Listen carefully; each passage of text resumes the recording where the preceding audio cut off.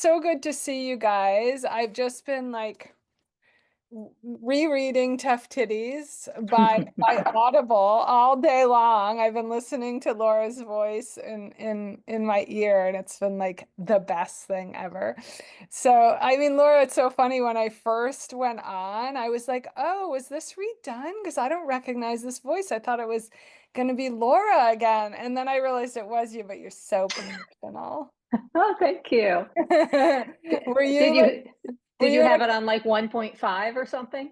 Because that might sound No, different. I had it on one. Were you like in a closet doing it? Because the sound is like I was perfect. in a professional audio booth Oh wow. doing it. Oh, Yeah, at Hachette, at the offices. oh, you went there. Okay. Yeah, Terry did it in a closet. Everybody does their Audible different, I guess. right. Well, she did hers during Zoom, during the pandemic. Oh, that's right. That's right. That's why she Yeah. do that. Yeah. And yeah, I was able to go into an office, into a professional booth, and An it actual. was, yes, an actual thing. And it was like one editor in the room and then one listening in from remotely from like Oregon. And went in 3 days, and it was from like 11 a.m. to 4 p.m. Each of the days, I think, It really and matters. shorter the third. It matters to listen to it. Like if you guys have done the book or even if you haven't, but the Audible matters. Like there's something about, I mean, obviously I read the book in manuscript. I read it while you're working on it in the academy, and like I felt like I really knew that book. And then when I listened to it, I really understand, and we'll talk about this later, like some of your editing choices. Like you would always Oh, say to me, like, I'm going to rearrange this a little bit because I'm hearing it in my head, and I can kind of hear the rhythm of the sentence, and I want to make sure that it sounds like what I'm hearing in my head. And then I heard that rhythm when I was listening to the Audible. It's super helpful to sort of hear the author's voice, I think, in the head, and somehow, like if you can, even just like, if you can't, if you are more of a reader than an audible person, like listening to some of the podcasts that Laura's been on or something to get her voice in there right before you read is really, There I am. it's really great. And Right. here she thank is. you. Here you can listen I to. scared myself. What? Who is that? I said, Wait, Who is that? who's talking? Who's talking? Tammy, I think we need to mute, or else we're Mute all going to all. be talking. It'll be like a city of people talking. Yeah. Anyway, so for those of you who just came on, I'm talking to Laura Belgray. I'm sure you got my many emails about it. We're so happy to have you here, Laura. And Laura is a Gateless writer. She went through the Gateless Writing Academy. And we're going to talk about the launch today because before I ever met Laura, she had written for, huge media conglomerates. I mean, NBC, HBO, TBS, Bravo, all of them, and had this very eclectic past before the internet culture kind of took us by a storm. And she was really good friends with Marie Forleo. And if you guys don't know Marie Forleo, she is, for me, she's really someone that had a huge hand in women's liberation in the early aughts, in that she made it her mission to understand internet culture and to find out how women could, mostly women. I mean, she works with men and certainly men go to her, but sometimes men tend to buy from men and women tend to buy from women. And so it wound up that most of her audience was women. And what we learned from Marie Forleo was like, oh, we don't have to get these 9 to 5s. Like we can take the experience that we've had in the work life, in corporate or in other, education or other regions, areas, and start a business and sort of share with other people what we know about this particular niche. And she taught you how to do that in this thing called B School. I mean, she was doing things before B School, but anyway, she and Laura were really good friends, and Laura learned from Marie, who's really the madame, I would say, of the internet world. They sort of started to conglomerate, have a confluence when Laura was learning from Marie. And I learned about Laura because Laura had this voice that I could really relate to. Sometimes I would go to the online business um, forums or conversations, and I was like, huh, like I love the information, but I'm not feeling connected really. And then Laura came on the scene, and I started to feel, and now I know it's because she's such a good writer, but even as a writer, I didn't know that that's what was happening, that I was getting seduced by really good writing because her writing is so conversational. It sort of felt like she was in my living room and like hanging out with me and chatting with me. And I thought like, oh, I'm this woman's friend. But in truth, she had figured out voice on a level of real genius that you kind of forgot you were reading when you read her, and you just felt like you were with a warm body. So when I met her finally through Terry Trespigio, who she was friends with and is still, I already knew her voice and already knew her as sort of a singular voice in that space that I felt really connected to. And Laura, it was really funny when you came because so she was writing these email teaching other people how to have this thing in your voice that's very hard to pinpoint, but she has pinpointed it. She's deconstructed it. She sells, courses on how to do this very specific thing with your voice so that people don't even know they're buying. They don't even know that they're becoming so personally attached to you. It's a very specific magic that's being taught. But when you came to me, Laura, you had been with an editor, and I talk about this a lot because it's so emblematic of sort of the U-turn that creatives can do. So she had been to an editor before she called me about Gateless, and the editor had told her she like you don't have a chance in hell, right? It's like, you'll Yeah, never get your it was awful. I sent her my stuff, like a friend recommended her. He knew her. And I looked on her website and she sounded great. She had great credentials and all that. So I contacted her and she said, sure, send me your stuff. And I sent it to her and we arranged a meeting and then we got on a call. And the first thing she said was, okay, so some tough truths. I was like, oh, that's a weird way to start. And she was like, yeah, it is really, really hard to sell a work of nonfiction, memoir, essays, unless you are extremely famous or incredibly funny or really have a unique voice. And I was like, okay. I thought she was going to be like, and baby, you got it. She's like, so yeah, this is going to be tough. And she's like, I'm working with right now with an ex-model who is also a heroin addict, and we're having a really hard time selling her memoir, and it's really good. And then she's like, let's see, I'm looking on my shelf behind me, like Sloane Crosley, she's really, really funny and has a voice. And well, Cheryl Strayed, like that book is just so specific that it's universal.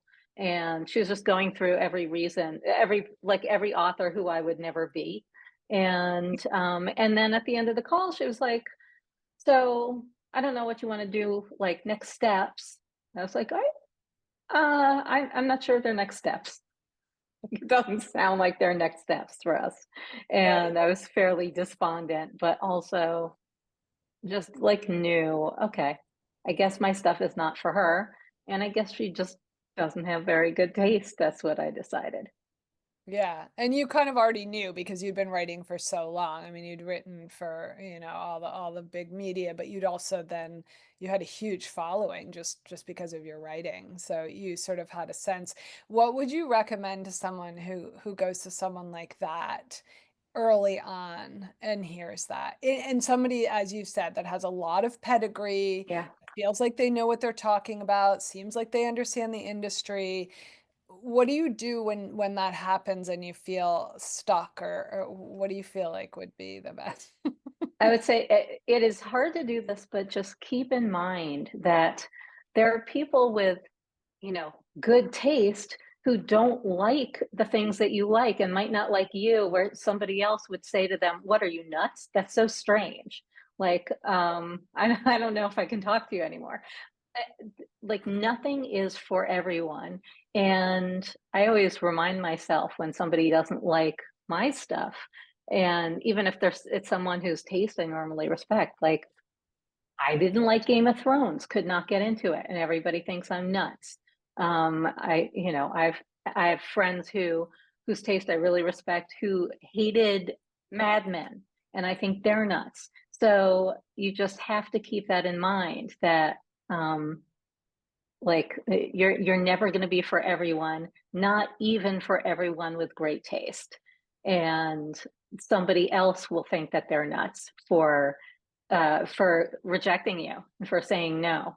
And I heard from a lot of agents who, not a ton, but like all the first ones that I submitted to or queried, like, the work shows some talent, but I don't feel I realized this was the standard, like army issue rejection, kind rejection. I just don't feel passionate enough about the work to take it on.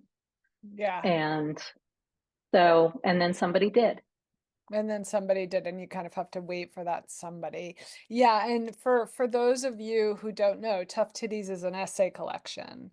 And one of the things that the publishing world often says about the essay collection, the story collection, any kind of collection. I mean, this one has a clear arc. There's a lot going on in terms of how power changes places for the narrator and how the city of New York grows up with the narrative. There's so much in there in terms of the whole thing it being really cohesive, the global frame and everything else. But it is a collection of essays, and that's something that New York will tell you, oh, this can't happen. Essays never sell and things like that. And I think what I really noticed about you, Laura, as much as you say you're lazy and all of that, once you want something and once you're in love with something, you are willing to really work at it. And I watched you you are in love with sentences, with words, with how they're put together, with story, and really watching you go from like, okay, this is what I have, Suzanne, to like coming on retreat, going in the academy, finding your gateless writing community and your writing community in general, talking to everyone. I mean, the launch itself was a work of genius, just watching you Thank do you. the launch once it's sold. And now Laura has a offering that she calls book launch hero that kind of takes you step by step of what she did. But can you tell us a little bit about when you're feeling draggy, which I know you did right after the book sold, and you kind of were trying to find the same vision as the editor for the work in terms of like moving it into the stage of like, okay, now we can go to packaging and publishing and get it on the shelf. When you feel sloggy, like that summer that you had the doubt and like you went to Europe and were like, okay, I'm just gonna like really leave it and let it rest. What do you suggest? Like, what do you suggest people do when they get into that real sloggy place that you got into in your summer of doubt? Yeah. Well, first of all, you telling me to this was towards the end. This was actually the fall, in the fall of doubt. You told me go. I was like, I don't know if I should. We were planning to go to Paris for a week for a friend's like trip, a birthday trip, and I was like, maybe I shouldn't go because I still haven't gotten anything done. I was just pacing around my computer for so many months, and you were like, I think that you should go. Do not bring your computer. Don't open the manuscript. Don't look at it at all. And I really needed to do that. I needed to step away rather than looking at it every day and not doing anything. So, like, either be in it and just work on one paragraph, even, or don't at all. Don't look at it. Like having the laptop open to the document every day and then not working on it is torture. And once, and I found that doing it was way easier than not doing it. Like not doing it was harder. So once I firmed up like my deadline was supposed to be in the fall, and then we moved it to the spring. And like once I hit like New Year's, it's like I have to hit the ground running. which I didn't do till February. But so I had February and March to really work on it and shape it up. And that was sort of terrifying, but that's when I dove in and really started working on it. And I needed you for that. Like we got on the phone every couple of days and worked on, you know, this paragraph or this chapter or whatever. And um I don't think I could have done it alone.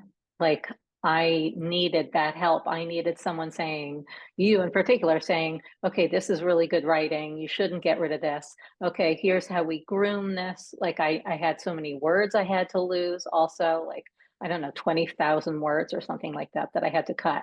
Um, so, like, really rolling up our sleeves and getting in there was the only medicine for that slogginess. And um, I don't know, like, I'm wondering how I could have just cut out that whole period, that summer of doubt. I know you would reassure me, like, okay, you're somebody who needs to marinate. Like, it is growing in you, like, while you're marinating on it. I'm not sure it was that productive a period, as you told me it was. And I think that I was just so frustrated by this, what I call first book syndrome, by not being able to include every single story, every single paragraph, everything that I was in love with that I wanted to tell and wanted to say in one book. I was so upset about that because I was like, and I also had different voices in my head. Like I was thinking of this friend who told me, oh, you should write a book about mugging money, because I had told her about being 10 in New York in 1979 and having to carry mugging money in case we got mugged. And she loved that so much. And she was like, that has to be a book. And so I kept thinking of her, like, how am I going to work in that chapter that, so and so wants me to put in there? Or this other friend wanted me to put more like Jewish stuff in there. My friend Victoria, who wants everything to be Jewish. And I was like, oh no, there's not enough Jewish stuff or enough stuff about my dad. She wanted it to all be about my dad. So I kept thinking of different people who wanted this book to be something else. And that is something that I should have been able to, like, next time I would know how to cope with that. Like, it's not about them and what they Mm, want. I just have to make it the best book it can possibly be. And I think a lot of books, probably most books, end up somewhere else than where they began. yeah. Yeah, I think you're right. And I think also that one of the reasons that we talked a little bit about the productivity during that time is that just from being in the industry for, 2.5 decades, it's just real. This is what writers go through. They'll go through it sometime maybe you didn't really have that in your raw draft. You just would generate and generate. We get all excited about it and it would be such amazing material. And that sort of feeling of being stuck or the slog, it really didn't come until after the book deal. So a lot Yeah. of people think like, I'm going to get my agent. Oh, and now I have an agent. No problem. And then it's like, can be a slog to get the acquisition. And then the acquisition comes and you're like, okay, now I'm set. And then, and then you might have an inner critic, a fall of the inner critic. And I think one of the things about our community that was really helpful during that time is that, because you guys are all so connected and gateless, the people that are in gateless, we can really call on each other. Like even while Cal was making her decision around the agents, it's like she didn't do that alone. She would contact her gateless writer friends and be like, hey, well, this is what's happening today, or I'm feeling overwhelmed, or and I felt like you were really good about that, Laura, like calling on us and really saying, like, not even just to me, but like your other friends and gateless saying, like, hey, I'm having a tough time. And I feel like we feel really isolated when that happens. So it was really nice that you were able to just like not feel too vulnerable to say, hey, you guys, like, this sucks. I'm having a tough time. Yeah. No, I mean, I would have dinner with Terry and cry. And she'd be like, honey, I will help you. And, I would talk about, I don't know how to fit in this story and this story and this story. And she would always come up with metaphors for me. She'd be like, okay, you're going on a trip. You're going to pack a suitcase. Are you going to pack everything you own into that suitcase? I'm like, yes. She's like, no, because that's how I pack. She's like, you're going to pack what? you're going to pack what goes on the trip, what is right for the trip, and there will be other trips, and you'll have other suitcases, or I should say, you're casting a big Hollywood blockbuster. Are you going to cast every A-lister in Hollywood for this one movie? No, you're going to cast who makes sense for it, and then there will be other movies, and you will cast them. And then another thing I needed to hear from her was because I was thinking of moving my deadline once again. It's like I don't know if I can make it. I don't know if I'm ready. And she's like, listen, it doesn't matter. Like if you move the mountain, you're still going to have to climb the mountain. It doesn't matter where you move it to, you are still going to have to climb it. So just do it now. And Yeah. I Yeah. needed to hear that. Yeah, sometimes you have to be sort of tough love in a way in those communities. Like, you can do this, you're incredibly talented, and let's not put it off again. Like, you don't have to put it off again. So for those of you who don't know, Terry Trespicio is a really good friend of Laura's. She's a Gateless trained teacher, and she runs the New Rules Studio, which is a gateless like writing studio for people. So she really knows also like when a writer gets there. And she was in there. She got in that space a little earlier than you did in the process. And it was actually Mary Gaucher who I think was part of your academy who did a mem who finished and sold a memoir, but she had her summer of doubt. That was who had the summer, and she would just call me every few days and say like, I'm still in it. I still can't sit down. So I feel like Deepa Purushothaman, who's going to do a luminary call in I think next week, she will always call and feel like really stuck. And then I always remind her, like, yeah, you're pregnant with a story. Like the story's coming. This happens over and over again. So yeah, so I think it's really just helpful even that you went through it and that you are so successful. I mean, as you guys know, Tough Titties was a national bestseller, but it was also reviewed a lot of places. And just there was a lot of like books really are word of mouth. And this was a book that people were talking about. It was like, oh, I just read this book. I was laughing out loud. Or we would just, the community, the Gateless community would just like go by a bookstore and be like, oh, Tough Titties is in the window. And Laura would have no idea or no link to that town at all. It just was one of those books that got passed around a lot, word of mouth. And I think even so, you often feel like when you're birthing a book, you're like birthing a book under a bridge, like during a war that's going on above the bridge. Like it's just Yeah. like, is anyone paying attention? But they were paying attention. Yeah. So Yeah, and then and launching it, especially like Daisy couldn't have been more helpful, connecting me with people, hooking me up with the East Hampton Library. Like Daisy had been so great launching her book and made so many connections and really like a network of such a big network of writers and editors and people like that, people in the publishing world. And that was so helpful. And she had launched like half a year before me. So I think it was in February, mine was in June. So she was very helpful, like guiding me through, this is what I did that at that stage, and this is what I did on my pub day, and this is, how I submitted essays to these places. Um, and just, yeah, my gateless people were essential. yeah, and they're also trained to be really supportive. So you're like, I know that if I call this person, they're not going to be like, well, did you try such and such? They won't give me like silly advice that I'm never going to be able to follow. It's going to make me feel worse than when I don't Right. don't you hate that when you have something going on and you call a friend and they're like, well, I don't know. I can kind of see that person's point of view. Like they play devil's No, advocate and you're like, I gotta go. worse. I gotta especially go. when they'd say my editor was right. Like I'd Yes. complain about my editor and it's like, well, she has a point. I'm like, I'll call somebody else. Right now. Bye. And I probably will never call you again. Mhm.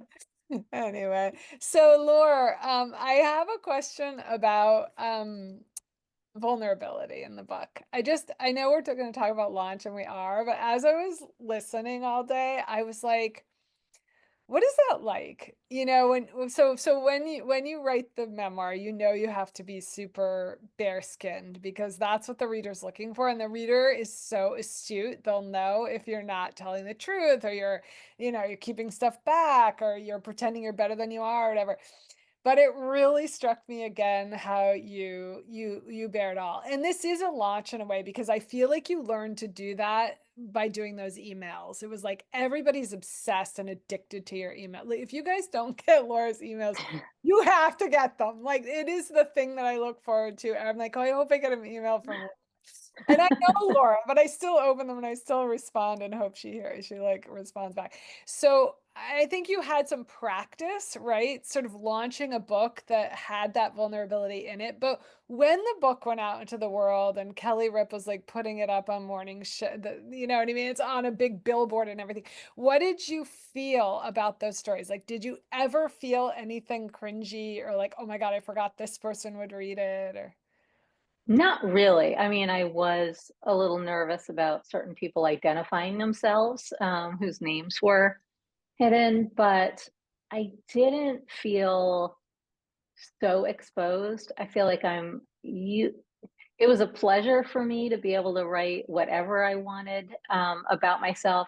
Like in my emails, even I'm a little guarded because these are also buyers and with opinions. And so I do have that voice in me like, oh, I don't want everyone to unsubscribe, so I'm not going to talk about this. Or you do start to sort of moderate your voice and your what you share, which I don't love, but I kind of can't help it, having that voice in my mind. But in my book, I was like, this is going to be everything truthful. This is going to be everything I want to say and would share with my audience if I weren't thinking like I don't want to lose any buyers. And and I'm a bit of a TMI queen, so I didn't mind doing that. I think where I actually wasn't practiced at being vulnerable was in putting emotion into it because like as the daughter of a shrink, I would, which is, there's a chapter in my book, I was so probed for my feelings, like they were demanded of me constantly that I just shut them off, walled them inside. I'm like, no, I'm not telling you my feelings and I'm not going to show them. And I'm always going to have a deadpan face and you're not going to see me cry. And so my writing tends to kind of assume that the reader knows the emotion and it's not necessarily there on the page. So my friend Vic, who read it, um, and sometimes I took her feedback with a grain of salt because she wanted everything to be more Jewish, as I said, but she also had a good point. She's like, I feel like there's something about this that makes you not as lovable as you are in real life. I don't know why. She's like, it's so honest. It's maybe too honest almost, or it's just like we don't know what we just don't see the lovability part of it. And she's like, I think it's because you don't share how you feel Mhm. about certain things. Like you have this whole chapter about, how you met your husband, but it's kind of just all about meeting him and getting him, but it doesn't really explain why you love him or how you feel about him. And I didn't realize that was missing. And then I put a whole lot more in there about him and what I love about him, and it made it a totally different experience to read, I think. And so I had to like inject feeling throughout the book into all different parts of it. Yeah, I remember that process, and I think it's a really good testimony to the fact that revising is layering, it's a deepening. So, a lot of people thinks it's just about cutting or, you know, sort of the architecture of it or something like that, but it's actually a layering and a deepening of the material. It's like, okay, I have this, it sort of starts with the skeleton and then you're moving in and in. There's sort of rooms in the book that we move into. It's like that dream you have, right? That you're in a familiar house and then all these rooms open up. And that's how the book is. And if we go into those rooms, yeah, it becomes deeper and the sort of meaning starts to emerge, which it did for you, like this wisdom started. But you kind of have to just put down the story first, if that's what Yep. comes first. And for some people, I think the emotion comes first, and they're just telling, telling, telling because they're trying to get that emotion kind of out onto the page so that then they can build scene from it. And for you, it was like you're just an incredible episodic scene writer. I remember our first conversation, and I was like, "Do you want to do this as, yeah, as a series, or sort of do you want to pitch this to television?" And you were like, "No, I really do want this to be memoir, and I think I'd like essays." And but that wasn't necessarily clear from the jump because you are so scene oriented. And then as you worked it, and this is what I mean about the grit that you really did have for the work, because you loved the work and you believed in the work, and you were like, I'm going to mine this. And sometimes I we would work together and I would say like, is this what you mean? And you would say no. Like, it's not that. That's not the wisdom I'm trying to get to here. You wouldn't be handed it. You actually wanted to do the dig and figure out, what am I trying to say on a larger, sort of in a larger way here. And I felt today when I was reading the book that I really felt that the humor opens the reader up in that book, and we need something to open us up, right? Whether like beautiful language, or some kind of like right away a trauma that we relate to or something. But in this book, it's the humor and the vulnerability that open us up so that we're ready for the wisdom, because I feel like the work really earns that wisdom rather than trying to like shove it down our throat right away. It's like, I'm going to earn your sort of ability to listen to what I'm saying by opening you up, by entertaining you, by giving you so much in terms of that story and that scene and who I am, that you'll be ready for it when it comes. And it's often like a turn at the end of these essays. I just like again was just blown away by the work itself. So Oh, thank you. yeah, I loved it. Um, so Laura, what are you working on now? And before we open it up, and to everyone, and like, what do you actually want to say in terms of, maybe in a different order, what do you want to say in terms of the launch, like for people that are starting to launch their books now, not just like out in the world, because you can buy Laura's book Launch Hero, which is fantastic and very comprehensive. But I mean, like when they're launching their book, like when they're thinking about, I'm going to start this book, I have an idea, or I have a whole rough draft and I'm going back to revise. Like, what's kind of like one piece of advice that you would get for someone like that? When you mean when they are launching into their book, is that what you're saying? Yes, Like into the yes, process? Yeah. exactly. Um, I would say, I would say like just write for starters. And like you may run into the problems that I had if you're like me, which is that you have too much. It's a luxury problem. It can also be pretty vexing. Like I have too much stuff that I like, but it is it is good to have all that stuff. So I think that this succeeded, and that I succeeded in writing a book because I really wanted it, and I sat down and like in earnest at a certain point, like I'm writing my book, and I just wrote and wrote and wrote and enjoyed the part. Like I would say, don't worry about what it is yet, even because I had no idea what it was. I'm like, I'm just writing everything that I like to, every story I like to tell, everything that I remember from these times in my life. And I don't know what it is. And that sometimes worried me. And you would remind me, like, it doesn't matter. And the thing that I've heard you say, which I heard you repeat, I think last week on Daisy's call, is that I was quote from you. You told somebody on one of the Gateless calls, the Academy calls, who was worried that there was no pattern emerging. There was no sense, no rhyme or reason to all the stuff she was generating. You said everything that grows develops a pattern. You like slice open a pineapple and you will see a pattern inside. And eventually, so keep writing and a pattern will emerge. And I think that that is true. So don't worry about what it is yet or where it's going. Just write, write, write.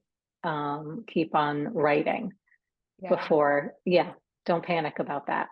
Don't panic that you're, yeah, because you actually have to have kind of a lot of material before you see the book inside of it. It's sort of like Where's Waldo? Oh, there's my book. I know what it's about.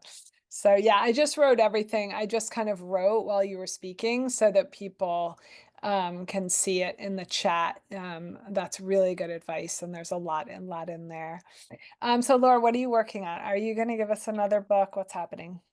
I want to. I don't want to be a one book wonder. I haven't had a like I did the academy and kind of fell behind in my pods, but did create some things that I love in my pods in the first few months. We were all most of us were kind of slackers, and had to prod each other. One of the one of the first things that I wrote, my first pod submission, first two really combined, are have become an essay for a book. I was invited to contribute to a collection of an anthology of essays on midlife that's being published by, I think it's Regal or Regalo Press, which is distributed by Simon and Schuster. And so this piece that I wrote, like these two pieces, I kind of merged them, and I was like, this is going to be my essay. And so I was so happy that I had written them because I didn't even know they were in me. So I don't know what's next. Like, I am still attracted to the idea of writing fiction, both for the experience of being published as a fiction author and for the reading experience, because that's what I like to read the most. Um, so I have to get back into a groove of writing, like hook into something that, I don't know what it is, but I need to find that thing. But I'm somebody who can like go and go and go and then feel burned out for like a year. So having published the book and having launched it and clung so tightly to what I wanted from it to its success, and having woken up every day for so many months thinking, what do I have to do for my book today? What can I do for my book today? Um, it left me feeling a little drained and like, and now I need to get back to business. Like, now I need to run my business and take care of that. But I do want to write a next book. Just maybe have to give myself some space. I think there was a moment like at the end of writing this one where I felt a surge of like, oh, I could keep going. It's probably like how people feel at the end of a marathon, like, oh, now I have a burst of energy. And so that maybe that was the time to write the next book, but I didn't. I was like, okay, done. Yeah, that's interesting because I think when you look at how people create, there often are these lengths of time between books. Sometimes there's not, like people sort of churn it out, but there is a way in which the first book was an oeuvre, it like went from childhood to adulthood. And I think because of that, there does need to be some sort of like, I'm gonna wait and see what emerges. And last night I was at Betsy Lerner's book launch at RG Julia Bookstore in Madison.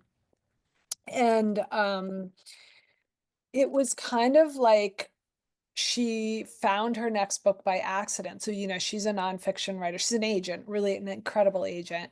She's been in the industry for a while, and she was always writing nonfiction. And then she also was sort of always loved fiction. And she was bored by a television show that her family was watching. And she went into the other room and she just started writing this book, and she realized like, oh, this is my book. So I think sometimes it isn't like, oh, start new book like on the list, it just kind of like hits you. It's a movement almost inside the self. So it's fascinating that and I feel like sometimes it's like, oh, I want to write fiction could also be just almost a little bit of an oracle, like a little bit of the visionary coming in and seeing that in the future. We think it's all directly related to this, the manifestation of the mind. But I sometimes think, that because time is sort of a construct that we can see, oh, I'm going to go there, so we'll see. But it's very exciting because you do have that voice.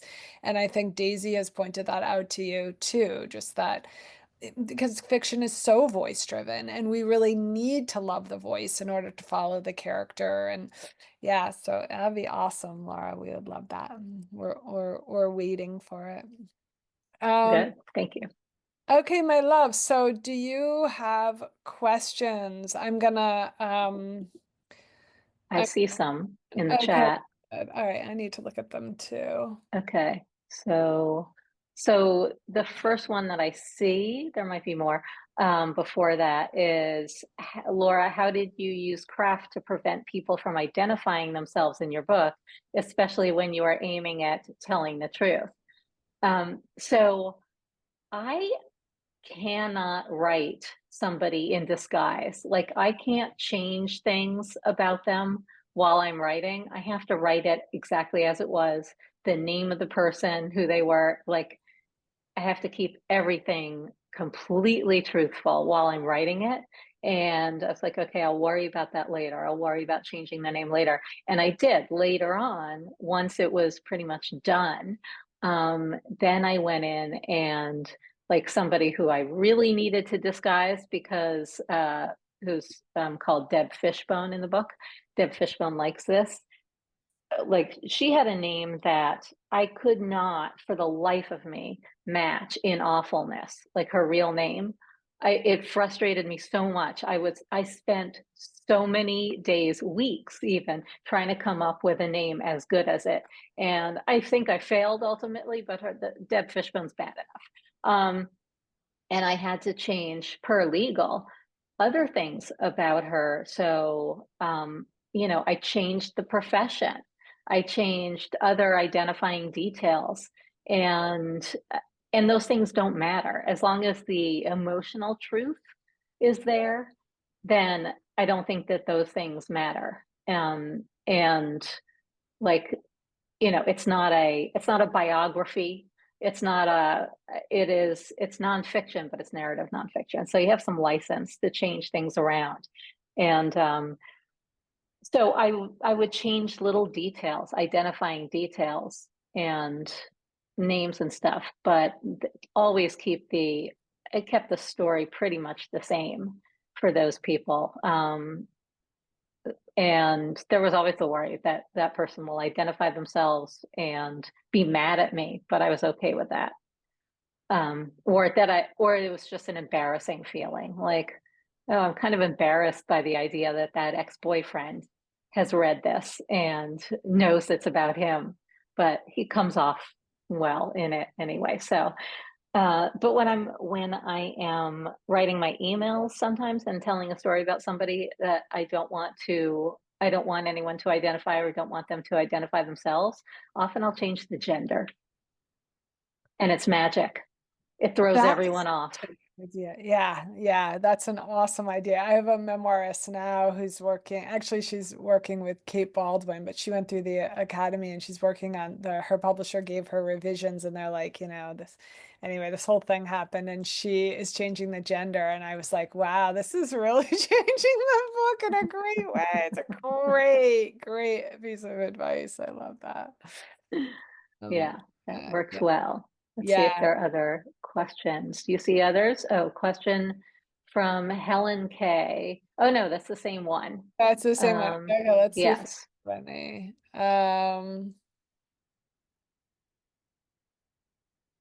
Do you ever, And oh, this is from Bruce. Do you ever ah, worry about readers of your book who actually know the identities of the characters revealing their names? along those names, along those lines. Yeah, I mean, that's, you just heard me say, I didn't worry from a lawsuit standpoint, with most of them, but it was a little like, I wonder what this person is thinking reading this, and if they feel like they're being portrayed as like a sucker, or and the person who's in the very beginning of my book in the intro, it's a friend's girlfriend who joined us for dinner and was really cocky about her job and said like, oh, you know, every time I walk into the room I get promoted. It feels like all I ever do is move up and up and up. And she she was one of the first people to reach out to me and say, um, is that me? Because all I ever did was get fired, LOL. And I was like, I guess she's okay with it. Oh my God. Did you say yes, it's you or? Yeah, I might have, yeah, I might have just said LOL back. Um, and then another Okay. friend did identify herself, and she was like a scene that was not very flattering, and she was like, "Is that me?" And I said, "Oh, it's totally an amalgam of people, different people." And someone that I talked about meeting at Japonica, and she was always late, except when we met at Japonica, because she would take the good seat. She would always be there on time. And and I was like, it was partly you, I guess. She was like, I had said, "Are you mad?" She was like, "No, I was just surprised that it was so hostile." Uh, oh goodness. Yeah. Well, it's truth, and the truth sometimes sounds hostile. Yep. What about if it was like your uncle or your aunt? Like somebody's asking about family. I do have a cousin in there who I changed to friend of the family, and then it just didn't feel right, and I changed it back to cousin, and I changed it to second cousin. I'm like, nope, that doesn't work for me, and uh, the whole family has been speculating on whether she's read it, but I just like for some reason I just had to keep it truthful that it was my cousin.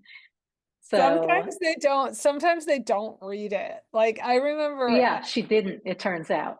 yeah, and I remember Marshall Chapman, for those of you who don't know her, she's this really high profile singer-songwriter. She was actually like best friends with Chris Christopherson. You know, she's like on Willie Nelson's bus all the time. You know, she was like a really big name, and she wrote a book called Miss Little Rock and Roller, I think it's called. It's been a while since I read it. But anyway, and like on the front, she's naked and she's got I think she has her cowboy boots on and she's like flipping you off from behind, like you could see her. And then in it, goodbye, oh, was it Goodbye Little Rock and Roller or something like that. And in it, she talks about like, I mean, she was partying, you know, it's like a rock star book. And she was so worried about what her mom would say about it. Hmm. And then the book comes out and they're like having, you know, crab sandwich luncheons, you know, to celebrate her book at the South Carolina Country Club and like, you know, all these big parties and bashes. And I was like, do you think your mom actually read the book? Right. Or is she just happy that you have a book or whatever? So yeah, you never know. But so love, what was your submission process? Catherine's asking. I mean, she just got the agent. So what was your submit? I think it's Catherine Stanless. What was your submission process after you got the agent? So you got the agent and then what happened? Hmm. And then revised a lot of my proposal. Not that much of it, but they had me revise some parts and they moved around some parts and finalized it and put it into a nice PDF. And um, then said like we're going out with this. I think I signed on with the agent in May or June, and they said, you know, we're going to wait till after the summer. Over the summer, we want you to like write something viral, like a viral article or whatever. I was like, okay, sure. I wrote something on Medium that they liked and it did well. And then we'll go out with it to editors. And they said, so block off, I think it was in October. They said in October, these two dates, like block off these 2 days for meetings with editors, which I did. And they were going out with it. And by the way, they had really strict orders from me. We had an agreement that they would not sell it to anyone who was going to change it into a kind of book I didn't want to write. because I didn't want to be bait and switched, like have somebody buy it and then say, this is going to be a self-help book, or this is going to be a marketing book, or some sort of prescriptive instructional book. So uh, as those dates grew closer, like that week, I was like, am I still holding these 2 days? And they're like, yeah, mark down 2 p.m. on Friday. And I was like, and Thursday, and they're like, no, that's it. And it's like, oh, and they're like, well, we've gotten interest from one editor. And like they said, a lot of editors have asked if you'd be willing to make it a marketing book or a copywriting book, and we told them no. So that's the editor we've got for now.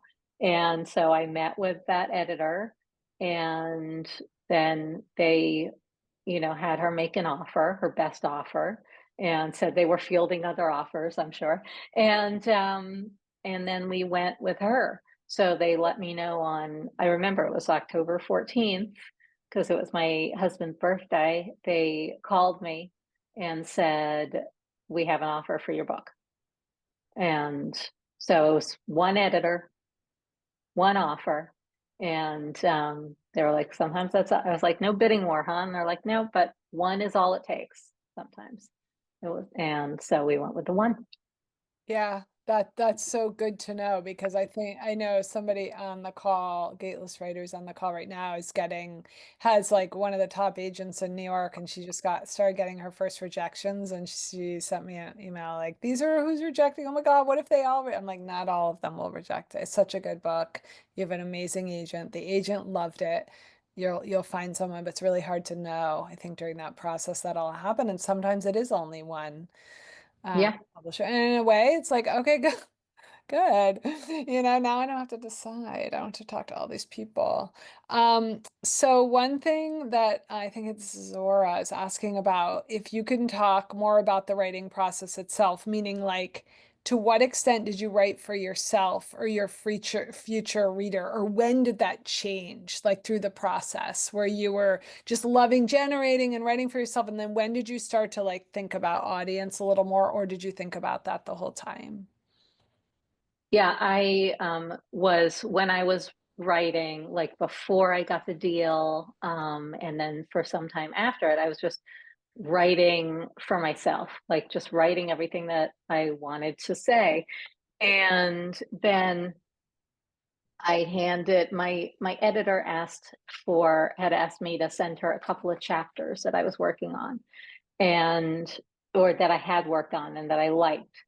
And so I sent her pretty much everything that I liked. And I had run many of my chapters through my pod in the academy and felt like these are good, because they had gotten such good feedback, as we did, as you get in the academy in Gateless. They had gotten all this great Gateless feedback. And I was like, I didn't really look through them and try to polish them into a finished chapter. It's just like, this is all good material. So I gave it to her. And it turns out, I didn't notice this, but it turns out what I sent her was 85,000 words. And the book itself was supposed to be 75,000 words. So she was really stunned by it and kept referring to it as the manuscript. And I was like, no, those are just sample chapters.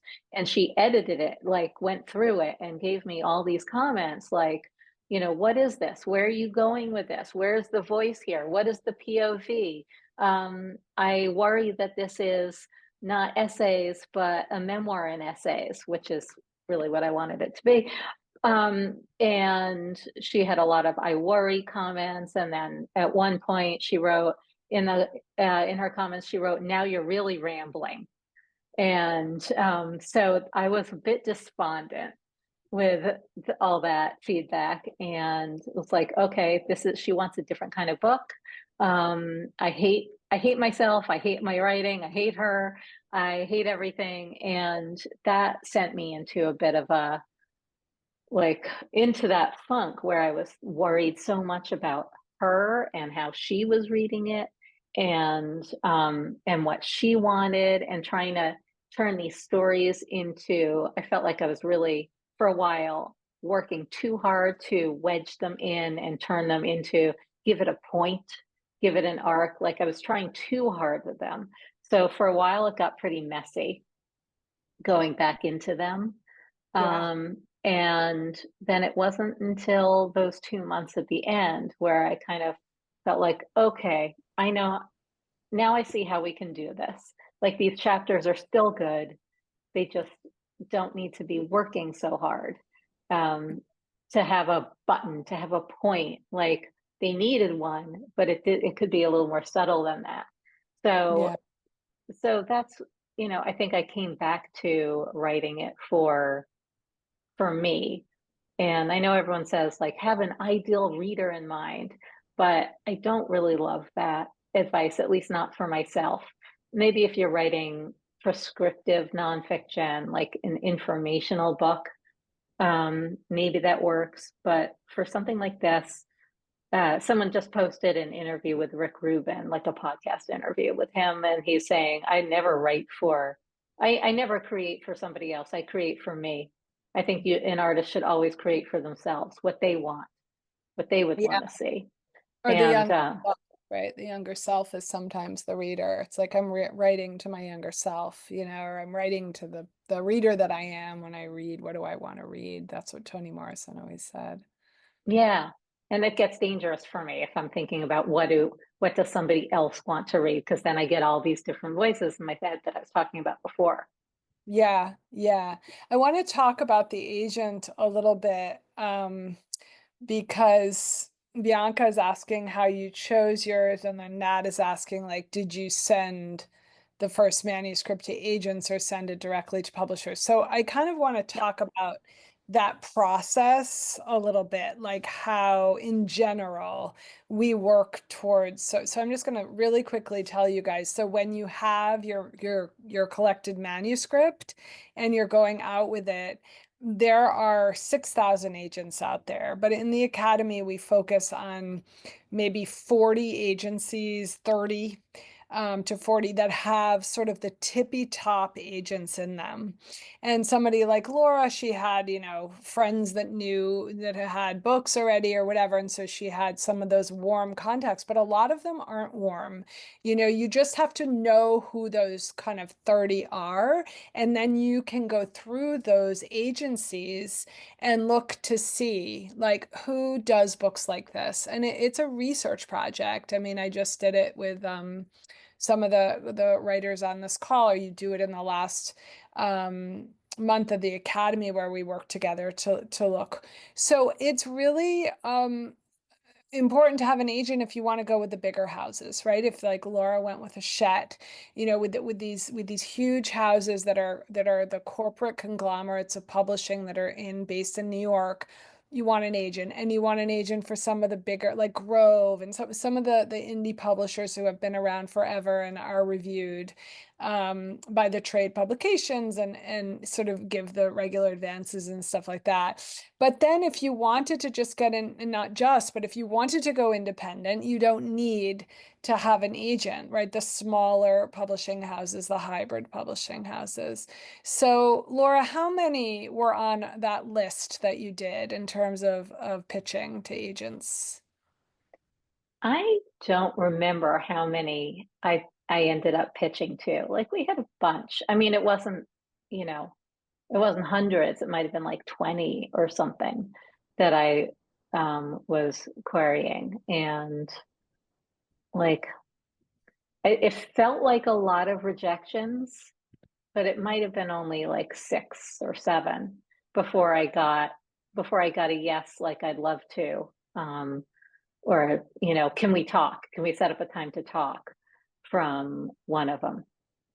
So I was invited by, a good handful to, because you query first. You say, I'm so and so. This is what I've done. This is my, my platform or whatever, my background, and this is the kind of, a little sum up of the book that I'm working on. Can I send you a proposal?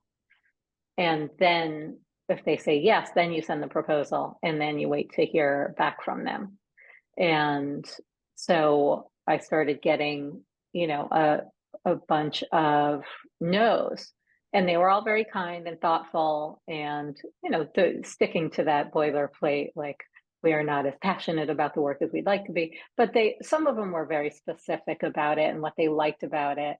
Bill Clegg wrote me my first rejection letter, and he's also, him, Suzanne. He's a big agent, but also a big author who wrote Portrait of an Addict as a very young man, which is such a good book. And his was very specific and lovely. So I took it as like sort of as a big compliment and point of pride that it was such a nice rejection, and that was Mm. encouraging. Um, so yeah, I didn't. I would have kept querying if I hadn't gotten a yes from somebody. You gave me the advice, Suzanne. You said as soon as somebody says yes, you sign on with them. You didn't advise me to keep going and play the field and see how many, yeses I got and then pick from them. So I didn't do that. I just took the first one who said yes. The first big one. Yeah. First Yeah. big one. Yeah. So sometimes if you get one that's a little, maybe they've sold okay, but I mean, the person that Laura went with was, huge. And so, of course, it's like, oh, yeah, grab that ring when it comes by. But sometimes what you can do is if it's not the agent that you want, you can send out to the rest of the agents and say, hey, I did get an offer. I really want you. I love your books. And would you consider, I gave a deadline of this to the other person, would you consider reading it by that date? Which is what Kel just had to do, who's a Academy writer on the call here. And then often all of them will come back. They're like, oh, I haven't even looked at your pages yet. Hold on, let me get to that. Let me read it.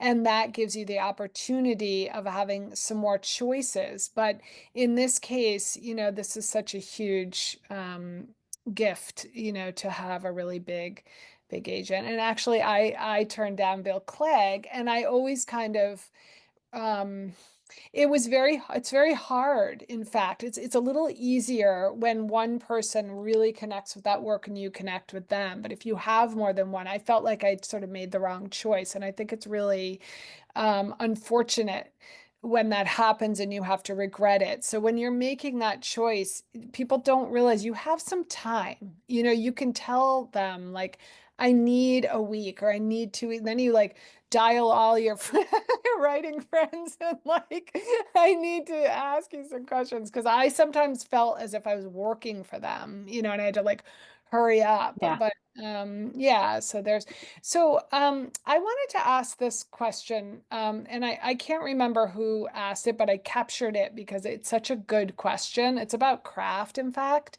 and it's about how to capture one's voice or someone else's voice at a certain age or a certain level of self-realization. And I love this question because, what the writer is saying is your memoir spans a long period of time, and then writing in the voice of you or someone else at that time and changing it as it grows and ages.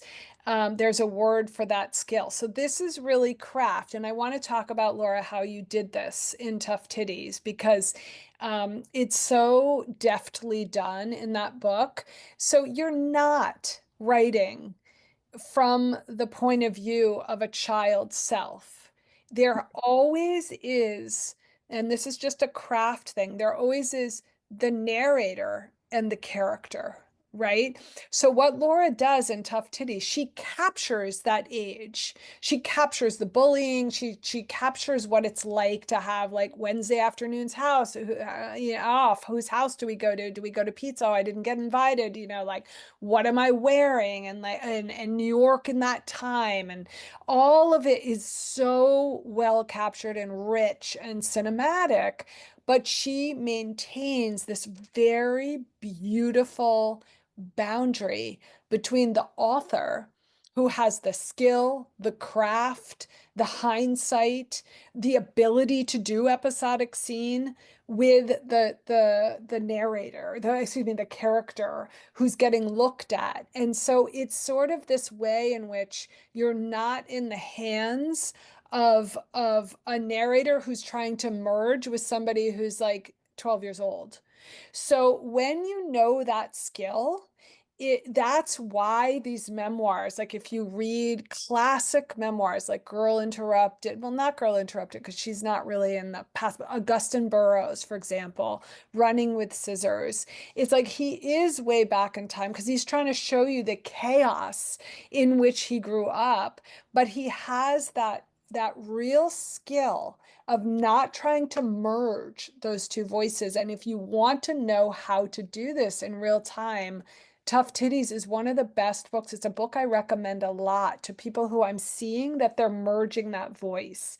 And what it does is it actually grates on the adult reader a little bit if you don't do what Laura has done here, which is those two.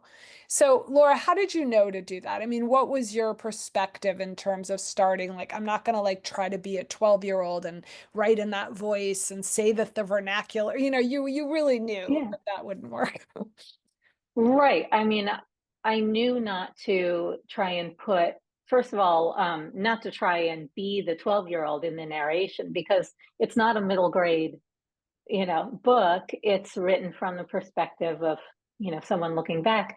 But I also knew not to like put clever words in the mouth of, an 11-year-old that an 11-year-old wouldn't say, or clever thoughts that an 11-year-old wouldn't have. Like it wouldn't say like, what a nihilistic narcissist this bitch is. I mean, uh, like an 11-year-old wouldn't think that way. So I wouldn't attribute those thoughts or language to my 11-year-old self. And I was also I think I'm fairly aware while writing it. Like I remember pretty well, like what I was feeling or thinking in this moment and can write that truthfully. Like what was a slutty 21-year-old thinking when she was doing this. And what was the goal and what was the thought process behind that, and I'm able to put that on the page as I think pretty much as it was. But I'm always aware that there are those two different voices, like the person you're talking about, the character who is Yes. the younger person, and the narrator who is my age. That's right, exactly. And if you were writing a book about narcissists, then you may be describing a scene in childhood and saying to the reader, I know now my dad was a narcissist, or, whatever Right. the thing is. So you're making those choices all the time. But if the other thing that it does, and Laura's book is not about the traumatic. I mean, yes, bullying is very traumatic and all of that, but it's not based on a traumatic event. But you will find that if you are writing recovery, if you are writing trauma, if you are writing about illness or anything like that, and you don't know how that skill works, it's very, very traumatic to re-enter. So it sort of also it saves the reader, it saves you, as the writer, and it is just a more sophisticated way to enter it. And you'll find people who will try to do that child self, and they'll be like, why is this so hard? And it's hard because yeah, the craft is making it easier um, to do that. So we are at 5:13, Laura. Ooh, So I can't believe it. I just looked. I was like, oh my gosh, yeah, time goes so fast.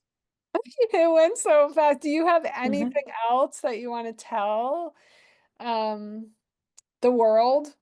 Yeah, The read Tough writing world? Titties and read Tough Titties and leave me a review on Amazon Oh and yeah, Goodreads. yeah. You guys, that actually it's true. So in Gateless we have this phrase that we use a lot called literary stewardship. And it's sort of, the karmic law of writing is that when you come to something like this, it's free, right? She came and she gave her hour, and we all put aside an hour, but I mean that's a lot of information. So what you want to do is number one, buy the book. Tough Titties. You want to do that as the price of admission sort of thing. And then Also, you want to write a review. So what's happening a lot with writers is we're getting kind of ignored, right? It's like you forget, you get so busy and you're writing posts or, comments and your life is going, but don't forget after you read or even when you start, if you're loving it, just go there, do 5 stars and say like, "Oh my God, I just started this. I'm freaking loving it. I've heard great things." And anything below 5 stars, don't bother. Like it doesn't work that way.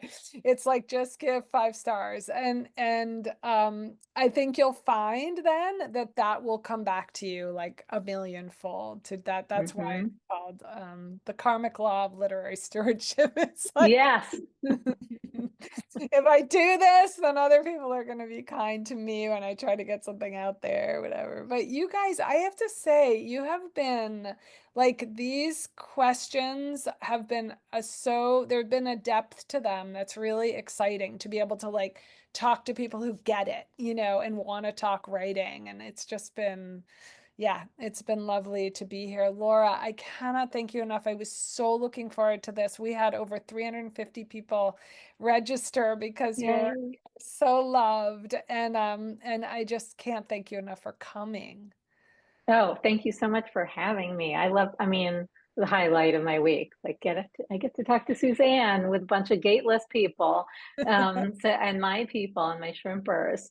And by the way, speaking of being a literary citizen, Trez, who's still here, was bought, I think, 25 copies of Tough Titties and gave them to friends and put some around town with googly eyes in them, just mysteriously, and like what a great supporter. So thank you, Trez, and you're all very supportive. So Trez I just appreciate these people so much. Trez is just got certified as a gateless teacher and she was in the academy and she Yay. came to gateless through Laura. So yeah, we love having you here, Trez, in the community and always. It just that is amazing that you bought 25 copies. I love that's what we Yes. all want to do when our friends have books come out. Just throw book launches, buy a bunch of books. Anyway, you all were so awesome. Don't feel like if your message didn't, I mean your question didn't get, just send it to me. You can send it to me at gatelesswriting.com. Don't worry. Like we wanna answer everything, but we can't always have the time. But thank you so much for coming and I love you, Laura. Mwah. Love you. Bye, Hey. everyone. Thank Bye, you you. guys. Okay.